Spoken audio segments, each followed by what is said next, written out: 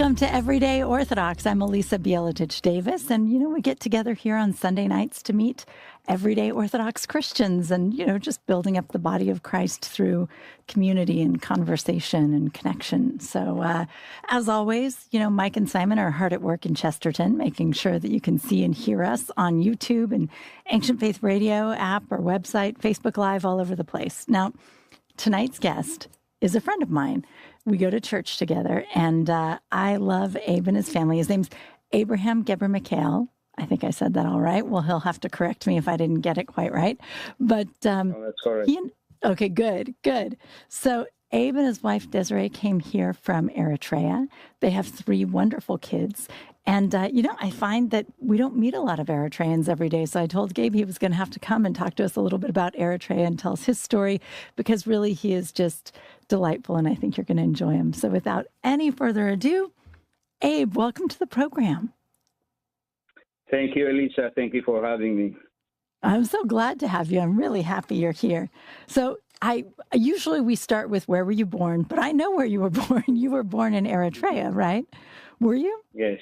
Yes. So Tell me a little bit about Eritrea. I know I've met just a few Eritreans before, and I think a lot of people aren't really aware, or a lot of Americans anyway, are not super aware of Eritrea and where exactly it is. And as Orthodox Christians, we should be, because Eritrea is an Orthodox country, right? Yes. So obviously I'm Abraham, and I go by Abe in most cases here in U.S. I've been in the United States since 1981, I believe. Okay. But I was born in Eritrea, and Eritrea is located in the Red Sea. And for the most part, I grew up in Eritrea until I was sophomore high school. And the reason I immigrated to Eritrea was, for the most part, it's a kind of long story, but it goes way back, just to paint a big picture. In the African continent, there are about 250 to 54 countries. And each of these countries, they were colonized by the Western countries at one point or another. And Eritrea was primarily colonized by the Italians, but before Italians, the Ottoman Empire, they were there for 300 years in the coastal area of Eritrea. But the one that's been highlighted for the most part was Italy colonized Eritrea from 1890 to 1941 for about 51 years. And after Italy, it was the Second World War was over. So all the African countries, they were getting their independence. And every single one of them, they were granted their independence. When it came to Eritrea, the fact it was located in a very strategic location in the coastal of the Red Sea. For the most part, from what we hear from historical perspective, the United States at that time, there was the Secretary of State, Don Foster Dulles. He thought Eritrea, maybe it's better be federated with Ethiopia. And that's where the problem started. So for me, during that time, obviously in 1958-61, that's where the Ethiopians tried to take over Eritrea. And we were just little babies at that time, So to make the long story short, the Eritrean people, they did not accept the federation. So officially they announced what's called the Liberation Front. Eritrean Liberation Front was formed to get the Eritrea independent from Ethiopia. And it took 30 years. I'm just going to cut it short. So in 1991, Eritrea got independence. But before the independence, there was a lot of struggle. The Ethiopian government, they were basically, when they took over Eritrea, there was a lot of suffering, especially for the youngsters like myself. I was 10th grade at that time, but we were getting terrorized. So we have to leave the country. And this is where the story becomes very interesting because I grew up in the city. I was probably 14, 15 years old at that time. And we had to walk all the way on foot to the villages. And then from there, we went to the neighboring countries like Sudan. And, fortunately, I had my sister who was living in U.S. She sent us an affidavit of support, but we couldn't come to the United States as the refugees with an affidavit of support. But this is where the miracle starts. We got a tourist visa to France, and we flew to Paris.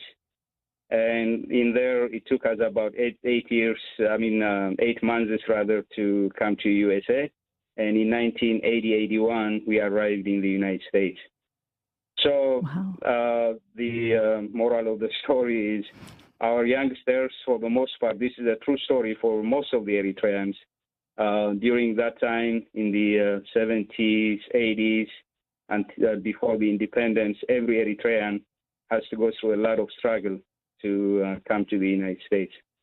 And this mine was totally not different, but a lot of miracles happened on the way, a lot of prayers. But right now, of course, I am married with 3 kids. We live in Austin, Texas. Otherwise, for the most part, I was living in California, San Mateo. Oh, no kidding. My mom immigrated to the United States and went to San Mateo as well. So there you go. Yeah. But so, Abraham, when you say a lot of miracles on the way, I have a couple of questions. One is, you're a city boy, a teenage boy, and you have to get to Sudan. You walked to Sudan, or you walked to the village? And then how long did this take? How long is this journey? And what was that like? It's not easy. It's tough. It's, a lot of walking in some cases. To be very specific, during that time, I'm talking 1978 time frames in this case, we had 2 liberation fronts in Eritrea. Eritrea. One was called Eritrea Liberation Front. The other ones were called Eritrean Popular Liberation Front. So these 2 fronts, they were confronting each other. In other words, they were fighting each other. So we were caught in between them as we were trying to go to the neighboring country. But fortunately, a lot of the territories in Eritrea was independent at that time. They were liberated by these fronts.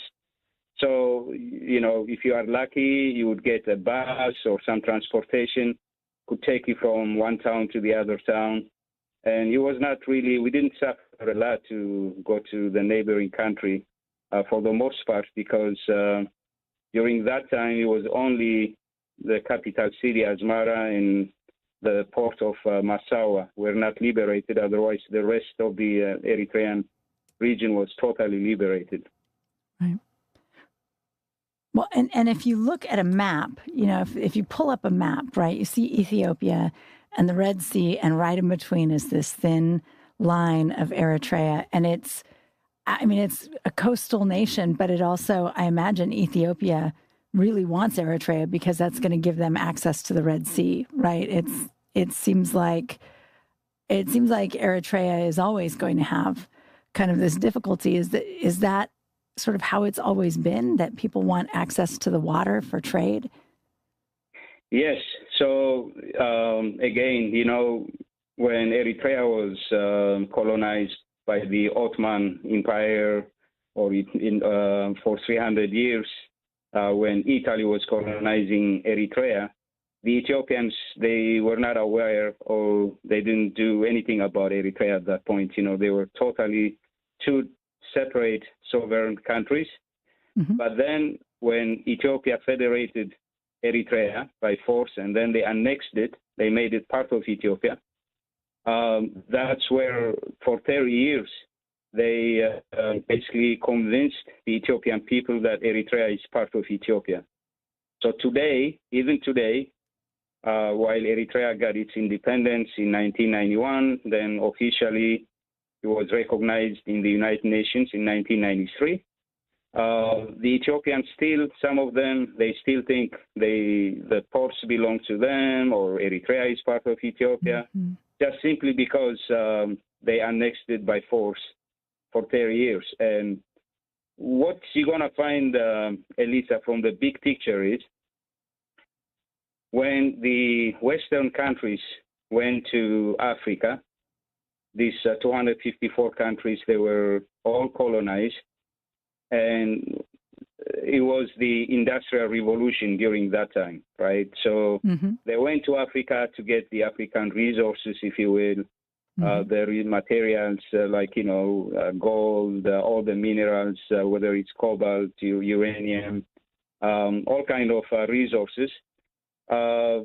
And in addition to that, the Europeans, they were competing each other. If Italy is invading Somalia and Libya and Eritrea, then France would go to the west countries of Africa. So they were all over, competing among themselves too. So the problem started from there, but did not finish. Even today, a lot of African countries, they are kind of neo-colonized, if you will. In spite they get their independence. The leaders in Africa, for the most part, they are controlled or run by the Western countries, just simply to get the resources. And the unfortunate part is that if the leaders are very patriotic, or if they don't listen to the Western countries, what they've been asked, they will get all kind of issues. They could get sanctioned. They could get, including they could get killed. Yeah. So all this, Elisa, is from, if we look at it from the Orthodoxy perspective, it's greed. One country going over other country looking for resources is simply for greed reasons, But the point is, this African continent with 1.4 billion people, can you imagine all these people suffering? In some cases, they were colonized, some countries for over 300 years, some countries for 100-something years. So all the people there, just because they are colonized, does not mean they were living very happily and getting all the opportunity to go to school, to go to universities. That didn't happen. So that's why, for the most part, you see all the sufferings, people from Africa going to Europe as immigrants or as refugees, and it's because there is no opportunity in their country, or there is a lot of, proxy wars, a lot of killings, a lot of suffering, so they have to leave. But, one has to ask, this is where the repentance has to come in. The root cause of the problem needs to be fixed. People, they have to realize what's this triggering. And as Christians, especially, the Christian countries that we believe in God, we have to step back and say, well, why is all this suffering? Who is creating it? How can we fix it? What is the best way to mitigate this? But like I said, greed is a very tough problem or disease. And once when you get there, it's never enough.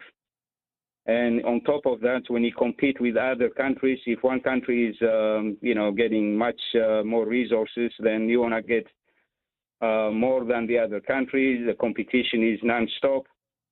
But I want to highlight, while this is going on, there is a lot of sufferings for a lot of people that nobody talks about it for the most part.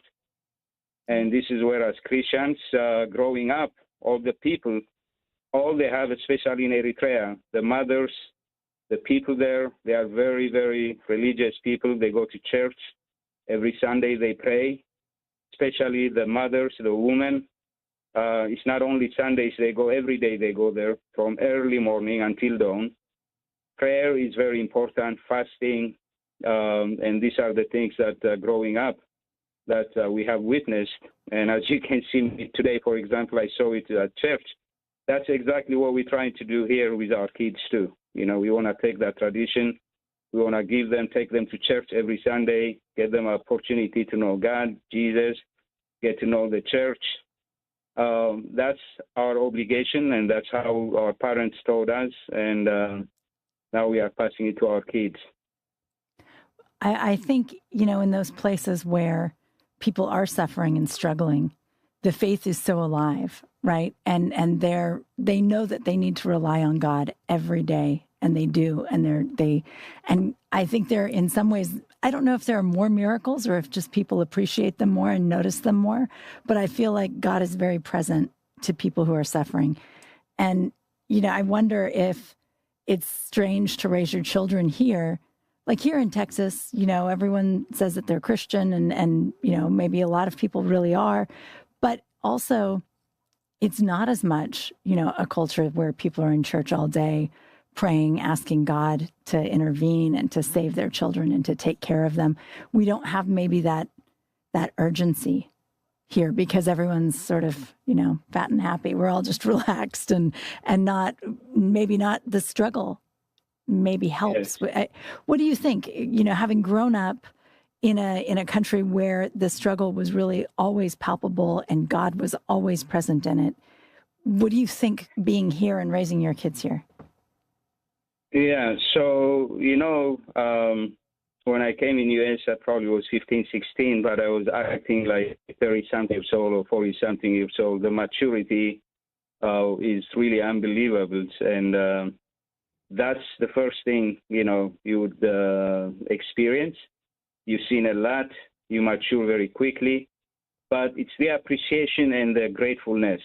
Every day, if you get something, even little thing, will make you happy, you'll be satisfied. The fact you have witnessed a lot of suffering, a lot of problems. When you come in U.S., everything is, not the fact that you would appreciate, but you are driven to work very hard. And just to give you as an example, I never been a full-time student. As soon as I arrived in the U.S., I decided to start working, and I had a big fight with my brother-in-law, I recall.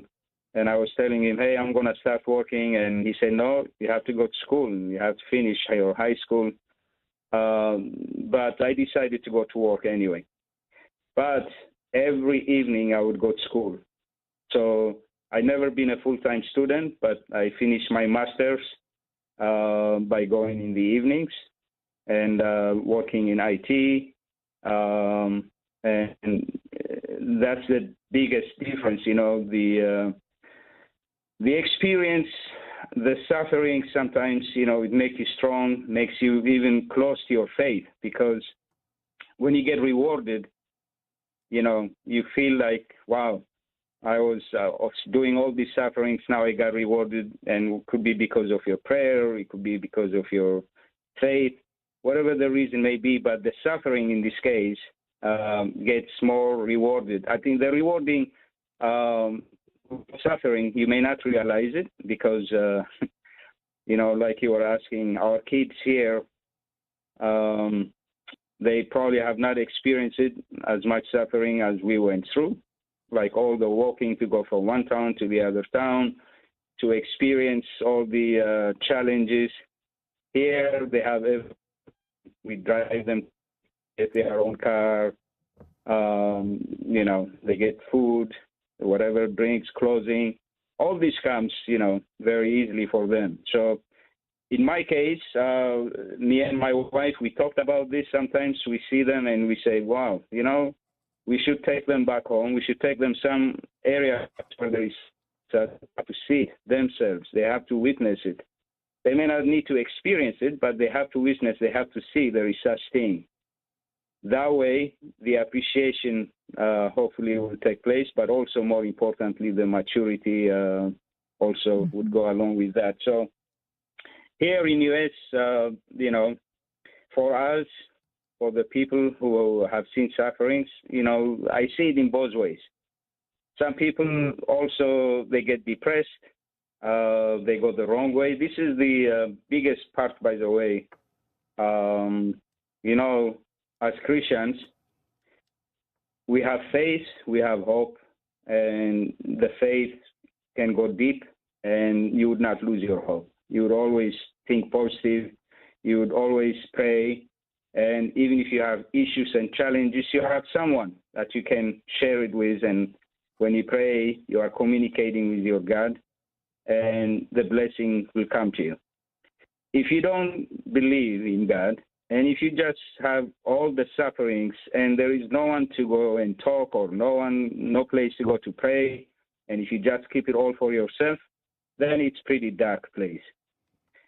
So that's the difference, right? So for the most part, Christians, no matter what, with all the sufferings and challenges, as long as they are close to God, they will feel protected, they will feel blessed, and they will be hopefully protected from evil too. And you know, so from my experience, you know, as we were walking through the towns, and we were a lot of prayers too, and we felt, you know, our prayers was listened, and we got blessed, you know, at the end to come here in the United States. Glory to God. Right. Well, we are going to take a very short break, and then we'll be back with my friend Abe, and we'll hear a little bit more about how he ended up connecting up with Desirre and coming up with this wonderful family. So we'll be right back.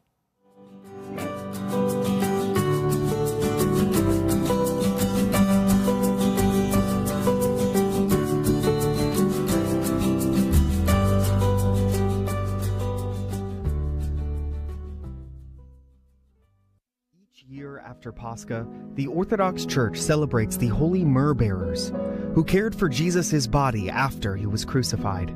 But myrrh-bearing has a broader definition. It can serve as a metaphor for the practical, incarnate love to which Christ calls his followers. In The Art of Myrrh-Bearing, author Elisa Bielatich-Davis explores the lives of grace-filled, myrrh-bearing saints in Scripture and throughout the life of the Church, offering questions for reflection in each chapter. By following the lead of compassionate saints, such as Joseph of Arimathea and Olga of Alaska, we can learn to embrace a simple and profound way of life in ever-deepening communion with Christ and with others. You can find this book at store.ancientfaith.com. Again, that is store.ancientfaith.com.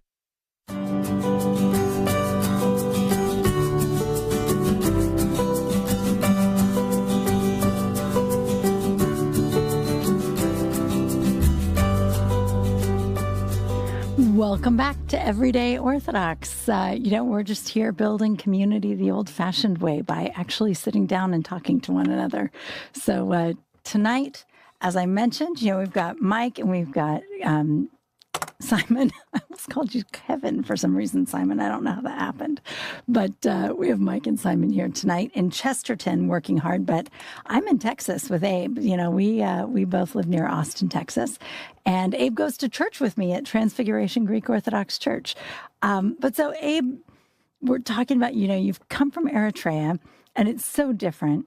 As a 14 or 15-year-old, you mentioned, you were so mature already because you had seen so much that you were like straight to work, school at night. What was your impression of the United States early on? Did it feel like, oh, good, there's a lot of opportunity, or did it feel like maybe not what you had expected? How did you feel about it at first? No, I was fortunate to be here in the mid-'80s, going to work and school, because there was a lot of opportunities, no question about it. And more importantly, anybody would be able to go to school and work. But I don't think a lot changed per se. I think the first thing is, as an individual, to have a goal and to go for it, And anything else beyond what you hear, any negativity, you have to take it away from your mind. Negativity is the most killer for any progress. You hear a lot. The people can try to demotivate you, and so the key is to surround with good people. This is where surrounding with church people, for example, would hope more for the most part. For the believers, we tend to think more on the positive. We tend to help each other. We tend to be curious to know about someone's fellow, So going to church helps a lot. And this is the biggest part, the fortunate we have. Since we came in U.S., we never stopped going to the Orthodox Church. In San Mateo, we used to go at the Church of the Redeemer.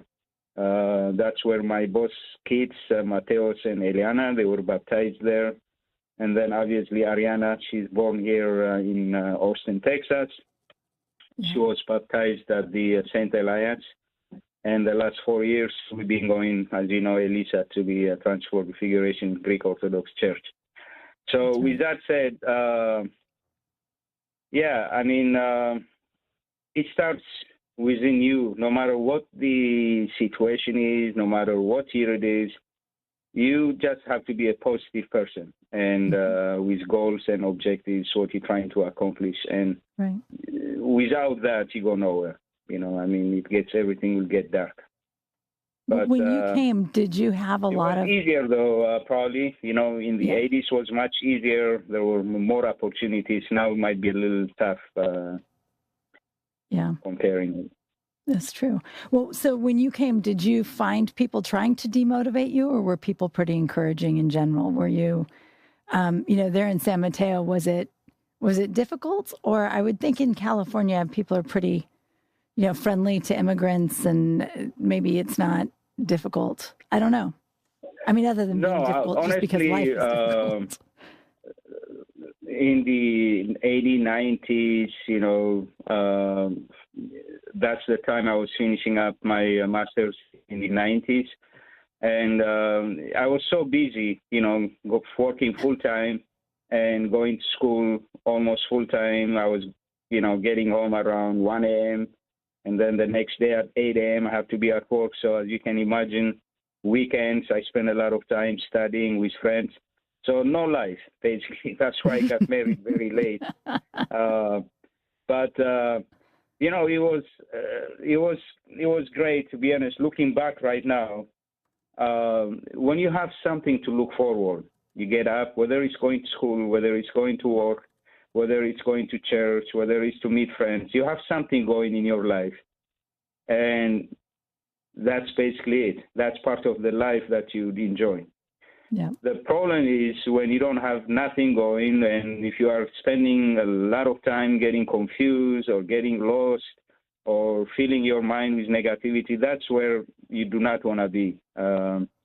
That's what I hope, the kids today, the teenagers especially, they can get frustrated very easily. The social media is not helping either. And that's where, we have to watch out by, monitoring them constantly. Things, in the 80s, 90s versus right now, a lot of things got changed.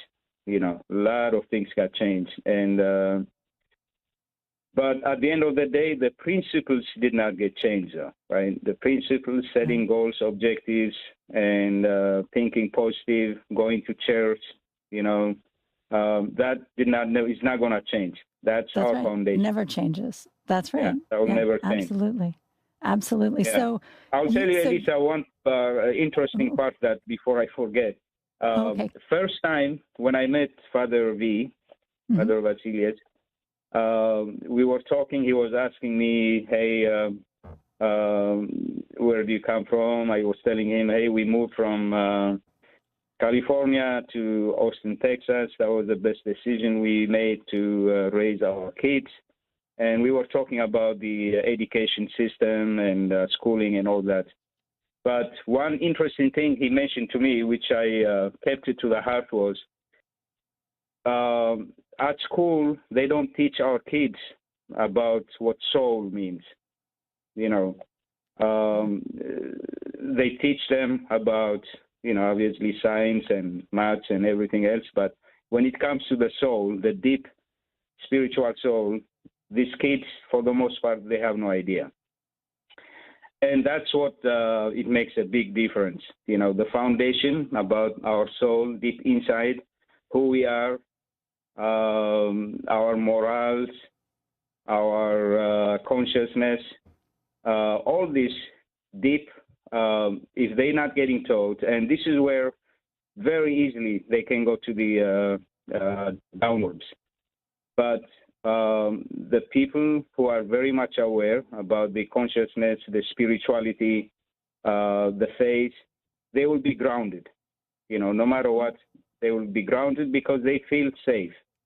They feel there is someone who is up there who is protecting them.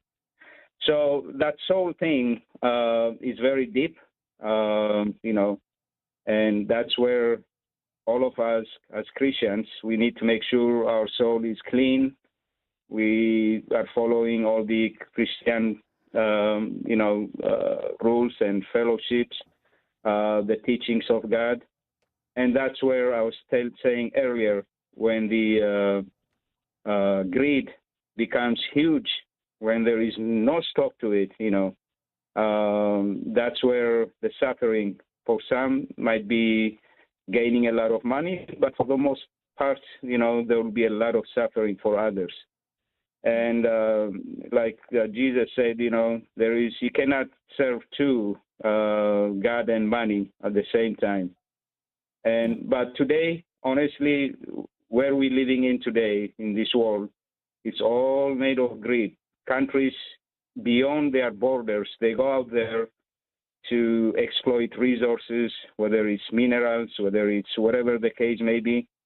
So in countries like Eritrea, for example, on the coastal area, there are a lot of resources there. There is gas, oil, you name it, whatever kind of other resources. So these other countries, they will always think, wow, if we can manipulate the leader there, or if we can go somewhere there by creating proxy wars, maybe we'll be able to go there and exploit the resources. That's what the fundamental problem is. And, whether it's individuals or countries, if everybody could follow the teachings of God, then we would have a happy world, happy people globally. Yeah, it's true. But that's not the case. And the sufferings that we see today all over, in most cases, people may not even be aware that there is such sufferings. But there are a lot of people in the world that do not even get a food to eat all day. This is the world that we are living in. And it's unfortunate these things can be fixed. But again, the greed is totally blinding everyone, no matter what business that they are in. And that's the unfortunate where things are today, where we are living in this world. It's true. And I think, so do you still have family in Eritrea? Well, both my parents, my wife's and mine, we lost them. But I have my older brother. He's in Eritrea to, oversee the properties there. Mm-hmm. But for the most part, my siblings are overseas. Okay. Yeah, it's true. There is so much suffering in the world. And I think, in our country, it's interesting because we do have more power than most countries to help influence it. But we tend to walk around very unaware of what's going on. And it's troubling. Unfortunately, honestly. the U.S., it's so far from the rest of the world. From California to go to New York, it's 6 hours flight. But once when you are in Europe, within a couple of hours or maybe even less than 1 hour, you can fly to another country. They have those opportunities to get in tune with what's going on, practically by going over to see in other countries. But I'm just concerned with the world leaders. God help us, I hope they will come to their senses on what the root cause to fix this problem. You cannot fix problem by patching things or doing the minimal things or keep repeating the same mistakes. Mm-hmm. But Yeah, so that's why that's going on the positive side. You see there is a lot of positive things. You were asking me, I'm going to digress probably on how we met with my wife. Probably that's what you were Oh, that's alluding. You right. might be That's right. interested Yeah, in I that. still haven't heard that. That's right. Yeah, so, both our parents, they were in Eritrea. There's Desirre parents and mine. So I was flying to Eritrea from San Francisco and to see my parents. And to make the long story short, I landed in Amsterdam to change a flight. And I have 4 luggages, big 4 luggages on my cart. And I was carrying all kind of clothes, some other things. So I'm pushing this cart, and next thing I know, I made a contact with another cart, and I look over and I see this young lady, and I try to let her pass, and she tell me, "No, you go. You have a lot of carts, but luggage going on." So she let me pass, and I'm trying to find the Eritrean airline at that time, and needless to say, I saw the dress of how Eritreans dress. I don't know if you've seen it. Sometimes you might have seen Des wearing the long dress.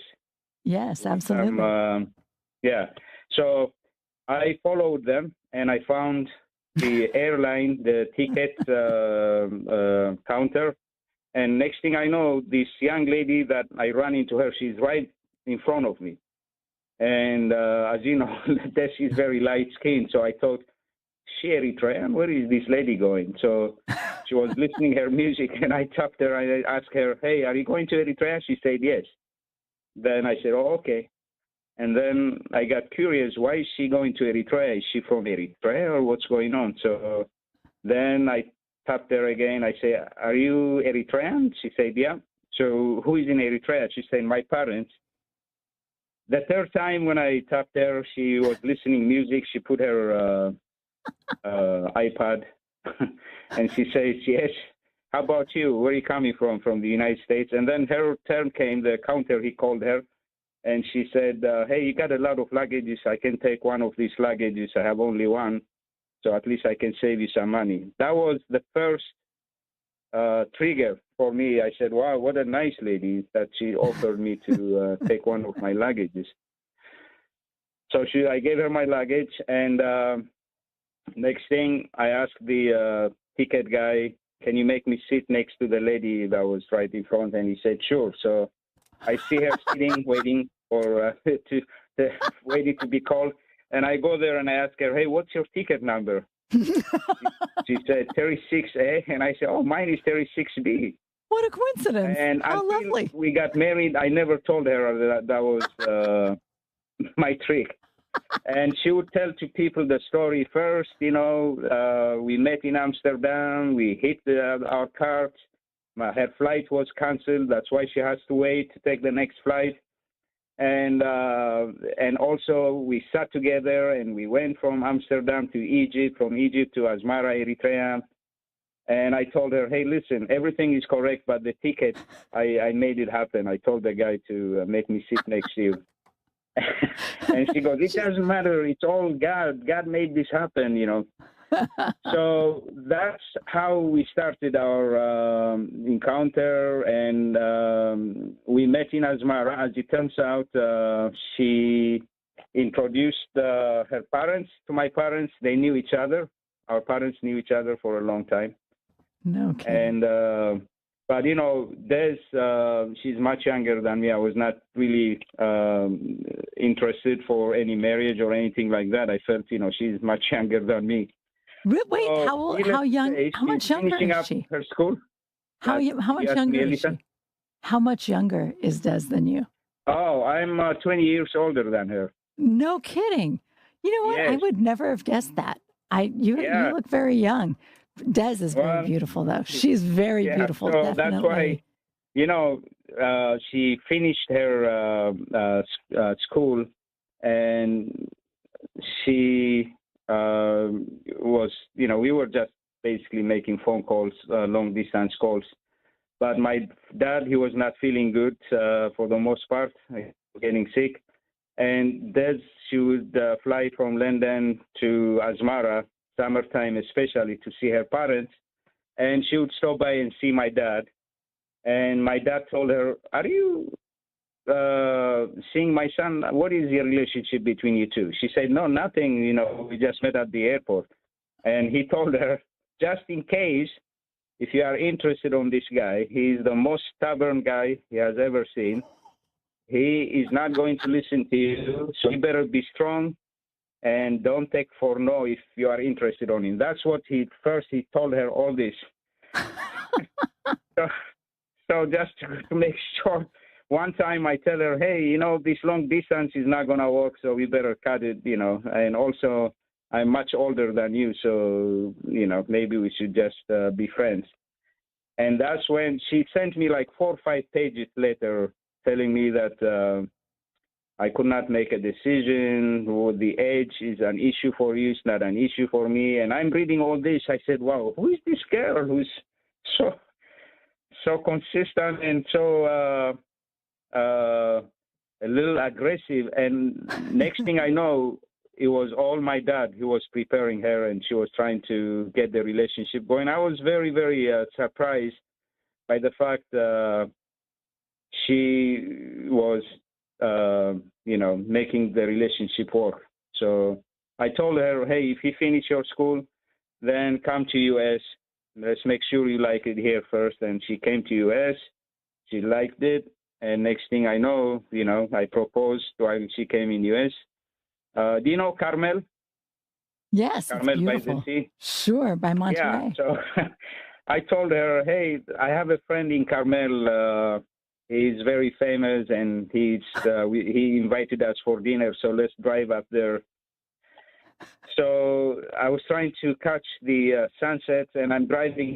She goes, "Why are you driving fast? Where is this guy? Where does he live? Who is this guy?" And anyway, so we made it, and I proposed to her by the sunset in Carmel by the sea, and that was very romantic. So that's basically the story. And fortunately, we lost my dad and her mom, but her dad and her mom, they were alive, so they were in our weddings. That was a blessing, and we get to enjoy. They actually met Mateos and Eliana. They met them in person. We went to Eritrea, taking those 2 kids with us. So that's basically the story, Elisa. And that's a good story. That is a very good story. I'm not at all surprised, though, about Des, because, she knows what she wants, and she's exactly, single-minded. Yeah. And that's something sometimes you don't find. It makes it easier, especially for men, when someone knows exactly what they want. And for those of us who are always stubborn, it puts us in shape, And yeah. You know what? As you're talking, I'm picturing your son, Mateos, and I just feel like, I don't know, I feel like he's going to be the same as you when he grows up. He's going to there's going to be a woman who just has to show up and say, "No, this is how it's going to be. Like, I know you're not paying attention. It's okay. This is what we're going to do." I love that. Yeah. Elisa, you've seen Mateos, so we are blessed, and we are, this is where the fruit of taking to church, when your kids themselves, they push themselves to go to church. And in the case of Mateos, if we are late, he would say, "Okay, I'm going to go and take the car, and I have to be an altar boy today. I have to go." And he drives on his own. Yep. So when we see that, at least, we are doing the right thing. We are giving them the opportunity, and we don't stop him. He takes the car, he goes to church early on his own, and for the most part, he makes it. He's an altar boy there. So he's a good boy. I mean, he's really. And next year, he'll be graduating high school.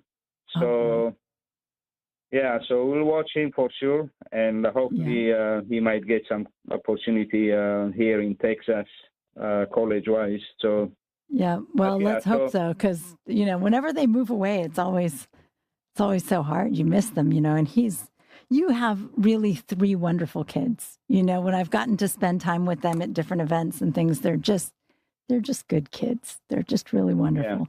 You guys are doing. Yeah, they get to know Steph too. You know. Yeah. And yeah, Mateo's so and my daughter Steph. The Goya thing, it helped a lot. You know, they love Steph. Yeah, yeah, and she's left now. She's off to college. So, but you still have one more year before you have to do that. But so tell me a little bit about like what made you guys decide to leave. You left California. You had two kids in California. You came to Texas, and then you had three. How did you like the difference between those two? And is it just me, or were you here for a while and then you left and then you came back? Is that right? Or am I crazy? Yeah. So I moved to the Bay Area originally. So I've been all these years. I've been living in the Bay Area, and then we got married in the Bay Area. Obviously, the two kids were born there. But I was working for a company called Visa, the credit card company. Sure. And I left Visa and I went to work for Dell remotely from California. So I was kind of doing a lot of flying to Austin, Round Rock, for the most part, for meetings and meet people there. But I've never visited Austin per se. You know, I've never been to downtown or the neighborhoods here. I just go straight to the airport, to Round Rock, and then back to San Mateo. So then I decided to go back to Visa, and Visa told me, "Oh, you are welcome to come back, except you have to work from Austin office." And I said, "No, I don't think I'm going to go to Austin." And Des was the one who said, "No, I think we should consider it because it's something new. Let's try something new." So she definitely suggested, and that's the best decision we made, to be honest with you.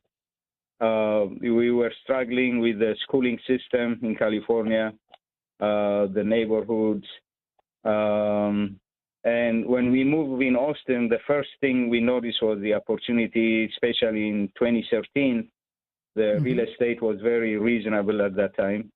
Yep. And in fact, it made a big change right now. You know, it's very hard to find, reasonable real estate right now. But 2013, it was a great opportunity, perfect timing for us to move at that time to be able to buy our own house. But, you know, the schooling system, all the kids, they went elementary at Laura Bush and... that's good schools. Yeah. Ariana is going Laura Bush, and Boz, Mateo, and Eliana, now they go to Vandergrift High School, which is very reputable high school. Sure. So, you know, all in all, we are very, very happy. And we are also very happy to find Transfiguration, the Greek Orthodox Church, very close to our house. We go through 360 takes us there in 20 minutes or less. Yep. So we couldn't ask for more. You know, we are very happy that we made that decision. That's so good. I'm glad. Well, and I'm very happy that you made the decision because we do really love having you guys there. I have a question. Was Mateos, he was in the band at Vandergrift, and they got to go to New York and be were they in the Macy's Thanksgiving Day Parade? Is that what they did? Yes. How was that? How proud were you watching that? Like, that's really neat. So you can imagine, you know, the whole family went to New York for time during that Thanksgiving. We got up early morning to, make the presents there. And all these people, they were getting up early morning, 5 a.m., 6 a.m. to get on the street. We were with them, and we waited and waited. All these shows, they pass, you know, then their Vandergrift marching band, their turn was the next one, and we were right there, all of us. We were screaming, you know, go Vandergrift, VHS. We were shouting.